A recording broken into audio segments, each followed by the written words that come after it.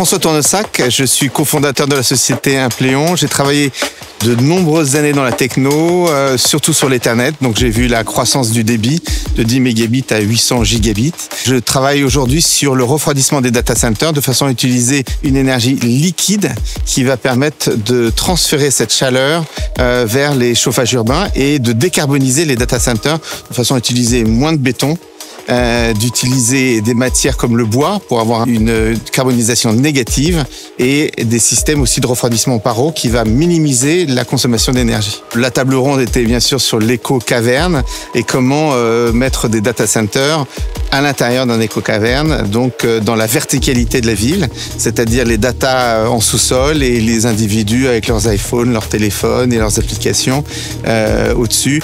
Donc comment ces hyperscalers qui sont les Meta, les Google, les AWS ou Microsoft vont pouvoir en fait utiliser ces nouveaux espaces qui sont protégés au niveau de l'incendie par une faible quantité d'oxygène, qui sont protégés aussi au niveau de la visibilité des individus parce qu'ils sont sous terre et qui sont aussi intégrés au niveau énergétique puisque finalement la consommation d'électricité va pouvoir être utilisée par le chauffage urbain et donc on aura une consommation finalement zéro du data center qui va permettre une plus grande intégration de la data dans la communauté et dans la vie sociale des individus. C'est une solution très importante parce que finalement on ne peut pas diminuer sa consommation de data, on n'y arrive pas, mais on veut pas que cette data pollue. Donc finalement cette équation elle est pas vertueuse aujourd'hui et il va falloir trouver une solution.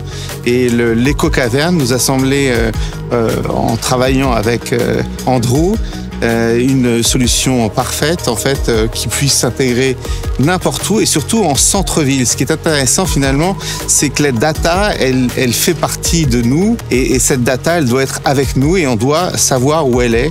Et dans ce sens-là, elle doit être dans notre ville. On va pas recommencer à faire des data centers dans les pays nordiques, dans les mers du Nord, sous la mer, pour chauffer la mer, où on se fout un petit peu de ce qui se passe avec nos data. On va comprendre et on va vivre avec.